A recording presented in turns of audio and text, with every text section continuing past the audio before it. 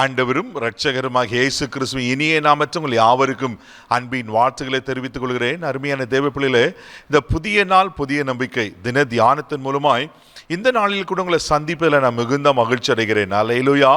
இன்றைக்கு கூட கர்த்தர் நமக்கு கொடுக்கிற வார்த்தை என்ன? யோபுவின் புஸ்தகம் 14ஆம் அதிகாரம் 1வது வசனத்தை கூட வாசிக்க கேட்போம். ஸ்திரீயினிடத்தில் பிறந்த மனுஷன் வாழ்நாள் குறுகினவனும் சஞ்சலம் நிறைந்தவனுமாய் இருக்கிறான். ஆமென். நாம எவ்வளவு 100% உண்மையில ஸ்திரீயினிடத்தில் பிறந்த மனுஷன் வாழ்நாள் குறுகினவனும். பைபிள்ல சொல்லப்பட்டிருக்க மெத்துசலா 969 ஆண்டுகள் வாழ்ந்தவர். வேதத்தில் இருக்கிற பழைய ஏற்பாட்டில் பார்த்தீங்கன்னா நூற்றுக்கணக்கான ஆண்டுகள் வாழ்ந்திருக்கிறாங்க. ஆனால் இன்னைக்கு மனுஷருடைய ஆயுச நாட்கள் 50 வருஷம் 60 வருஷம். பலத்தின் மிகுதியாக 80 வருஷம், அவ்வளோதான். வாழ்நாள் குறுகிடுச்சு. அந்த குறுகின வாழ்நாளை எப்படி இருக்குன்னா சஞ்சலம் நிறைந்தது. ஒரு பொது மொழிபெயர்ப்பில் ரொம்ப அழகாக சொல்லப்பட்டிருக்கு. உங்களுக்காக நான் வாசிக்கிறேன். பெண்ணிடம் பிறந்த மனிதருக்கு வாழ்நாளோ குறைவு, வருத்தமோ மிகுதி. 100% உண்மை. வாழ்நாள் குறைவு, ஆனா வருத்தம் மிகுதி. தேவ பிள்ளைகளை இன்னைக்கு எத்தனை பேர் இப்படிப்பட்ட வாழ்க்கை வாழ்ந்து கொண்டிருக்கிறாங்க? மிகுதியான வருத்தத்தோடு, சஞ்சலத்தோடு, வேதனையோடு. அந்த சஞ்சலம் என்ற வார்த்தைக்கு இங்க வருத்தம் என்று சொல்லப்பட்டிருக்கு. வேதனையோடு, கலக்கத்தோடு, பயத்தோடு வாழ்ந்து கொண்டிருக்கிறேன் அல்லவா? ஒருவேளை இந்த வருஷம் எப்படி இருக்குமோன்னு நீங்களும் கலங்கியிருப்பீங்களா? இல்லை, கடந்த ஆண்டெல்லாம் என் வாழ்நாள் முழுது சஞ்சலத்திலேயே போயிடுச்சு பிரதர், பிரச்சனையிலேயே போயிடுச்சு, என் வாழ்நாளெல்லாம் கண்ணீரிலேயே போயிடுச்சு, வருத்தத்திலேயே போயிடுச்சு, கலங்கி கொண்டிருப்பீங்கன்னா ஒரு சந்தோஷமான செய்தியை சொல்கிறேன். கர்த்தர் இந்த நாளில் உங்கள் சஞ்சலத்தை நீக்க வல்லவராயிருக்கிறார். அல்லேலூயா. நீங்கள் வருத்தப்படணும்னு அவசியம் இல்லை, நீங்கள் சஞ்சலப்படணும்னு வேதனைப்படணும்னு அவசியம் இல்லை. கர்த்தர் உங்களை ஆசீர்வதிக்க உண்மையில் இருக்கிறார். உங்கள் வருத்தத்தையும் உங்கள் சஞ்சலத்தையும் ஆண்டவர் சிலுவையில் சுமந்து நமக்கு ஒரு நிம்மதியை கொடுத்திருக்கிறார், நமக்கு ஒரு வாழ்வை கொடுத்திருக்கிறார். அதுக்கு தானே இயேசு உலகத்துக்கு வந்தார்.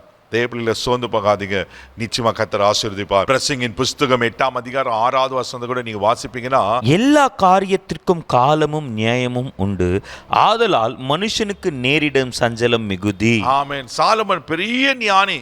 அவர் தன் வாழ்க்கையில அனுபவிக்காத காரியங்கள் ஒன்றுமே கிடையாது, எல்லாத்தையும் அனுபவித்தா. கடைசியில் சொல்ற எல்லாம் மாயை அப்படின்னு சொல்லிட்டு அந்த சாலமன் என்ன சொல்லுகிறாருனாக்கா, மனுஷனுக்கு நேரிடும் சஞ்சலம் மிகுதி என்று சாலமனே சொல்றாரு. தேவப்பிள்ளையில ஒருவேளை உங்க வாழ்க்கையில கூட மிகுதியான சஞ்சலம் இருக்கா? கவலைப்படாதீங்க.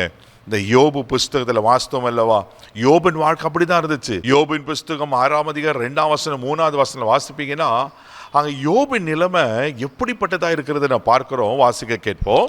என் சஞ்சலம் நிறுக்கப்பட்டு நிர்பந்தமெல்லாம் தராசிலே வைக்கப்பட்டால் நலமாய் இருக்கும், அப்பொழுது அது கடற்கரை மணலை பார்க்கிலும் பாரமாய் இருக்கும், ஆகையால் என் துக்கம் சொல்லி முடியாதது. பாருங்களேன், என் சஞ்சலம் நிறுத்தப்பட்டு தராசில வைக்கப்பட்டால் எப்படி இருக்குமா? கடற்கரை மணலத்தின போல பாரமா இருக்குமா? கடற்கரை மணல் நம்ம எடை போட முடியுமா? எவ்வளோ பாரம் பாருங்க. ஏன் யோபு இப்படி சொல்றாருனாக்கா, ஒரே நாள்ல 10 பிள்ளைங்க செத்து போறாங்க. ஒரே நாளில் இருந்த எல்லா மிருக ஜீவன்கள், சொத்து சுதந்திரம் எல்லாம் அழிஞ்சு போகிறது. தன் மனைவியும் தூஷிக்கிறான், உடம்பெல்லாம் பருக்கள், வேதனை, சாகவும் முடியல, வாழவும் முடியலன்னு சொல்லுவாங்க பாருங்க. இப்படியாப்பட்ட நெருக்கம், சஞ்சலம். தேவ பிள்ளையில அந்த யோபுவை கர்த்தர் அப்படியே இந்த சஞ்சலத்தில் விட்டு விடல.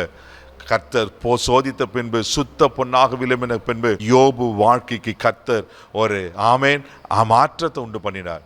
யோபின் முன்னிலைமை காட்டிலும் பின்னிலைமை இரட்டத்தனையாய் ஆசரித்தார். சத்துருக்கரை ஒப்பு கொடுத்தது உண்மைதான். யோபு உத்தமனாய் நின்று அந்த காரியத்தை சத்துரு மேல ஜெயத்தை பெற்றுக்கொண்டு இன்னைக்கு நமக்கெல்லாம் சாட்சியா இருக்கிற அல்லவா. யோபு 42:10 வாசிப்பீங்கன்னா, எல்லாவற்றையும் இரட்டத்தனையாய் பெற்றுக்கொண்டாராம்.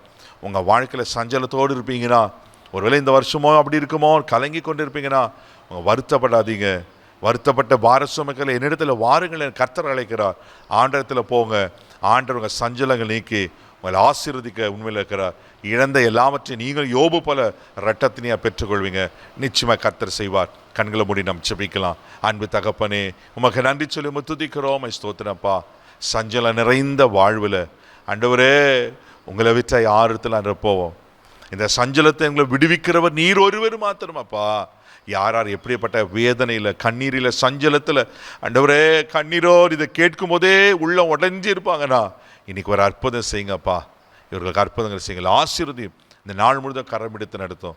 கிருபை ஒப்பு கொடுக்கிறேன், மகிமை மக்கள் செலுத்துகிறேன். இயேசுவின் மூலம் ஜெபம் கேளும் பிதாவே, ஆமென். உங்கள் சஞ்சலங்கள் நீங்கிட்டு தைரியமாக போங்க. God bless you.